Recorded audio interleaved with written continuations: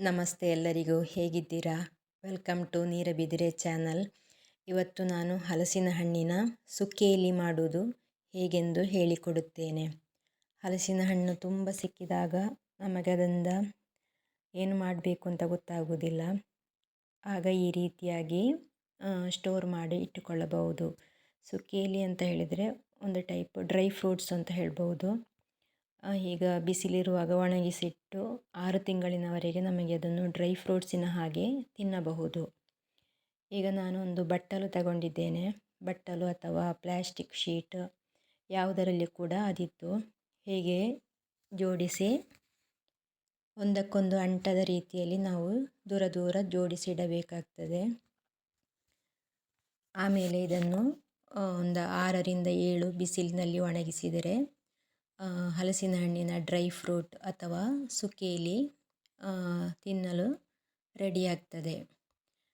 ಈಗ ಜೋರು ಮಳೆ ಇರುವಾಗ ಬಿಸಿಲು ಸಿಗುವುದಿಲ್ಲ ನಮಗೆ ಒಣಗಿಸಲಿಕ್ಕೆ. ಆಗ ಏನು ಮಾಡಬೇಕು ಅಂತ ಹೇಳಿದರೆ ಈ ರೀತಿ ಒಂದು ಪಾತ್ರೆಯಲ್ಲಿ ಜೋಡಿಸಿ ಅಥವಾ ಪಾತ್ರೆಯಲ್ಲಿ ಇಟ್ಟು ಹಬೆಯಲ್ಲಿ ಒಮ್ಮೆ ಬೇಯಿಸಬೇಕು. ತುಂಬ ಮೆತ್ತಗೆ ಅಲ್ಲ, ಒಂದು 5 ನಿಮಿಷ ಹಬೆಯಲ್ಲಿ ಬೇಯಿಸಿ ಆಮೇಲೆ ಬಿಸಿಲಿನಲ್ಲಿ ಒಣಗಿಸಬೇಕು. ಆಗ ಅದು ಹಾಳಾಗುವುದಿಲ್ಲ, ಬೂಸು ಬಂದು ಅಲ್ಲ ಏನಾಗುವುದಿಲ್ಲ ಬೇಯಿಸಿದರೆ. ಹಸಿ ಇಡೋದಿದ್ದರೆ ಒಳ್ಳೆ ಬಿಸಿಲಿರುವ ದಿವಸ ಮಾತ್ರ ನಮಗೆ ಇಟ್ಟು ಒಣಗಿಸಬೇಕಾಗ್ತದೆ. ಈಗ ಇಲ್ಲಿ ಸುಕ್ಕೇಲಿ ರೆಡಿ ಆಯಿತು.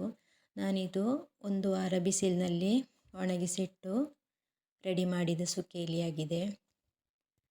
ತುಂಬ ರುಚಿಯಾಗ್ತದೆ. ಹಲಸಿನ ಹಣ್ಣು ಇಲ್ಲದ ಟೈಮಲ್ಲಿ ನಮಗೆ ಇದನ್ನು ಡ್ರೈ ಫ್ರೂಟ್ಸಿನ ಹಾಗೆಲ್ಲ ತಿನ್ನಲಿಕ್ಕೆ.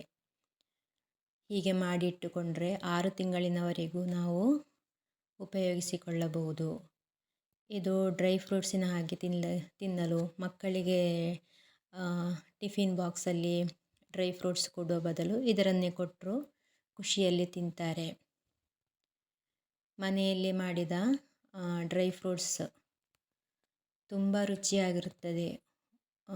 ತುಂಬ ಹಲಸಿನ ಹಣ್ಣು ಸಿಕ್ಕಿದಾಗ ಈ ರೀತಿ ಮಾಡಿಟ್ಟುಕೊಂಡರೆ 6 ತಿಂಗಳಿನವರೆಗೂ ನಮಗೆ ಉಪಯೋಗಿಸಬಹುದು.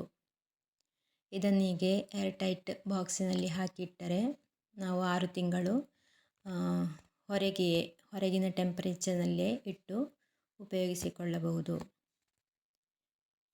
ಹಾಗೆ ಈ ವಿಡಿಯೋ ಇಷ್ಟವಾದರೆ ಲೈಕ್ ಮಾಡಿ, ಶೇರ್ ಮಾಡಿ, ಹಾಗೆ ಕಮೆಂಟ್ ಮಾಡಿ.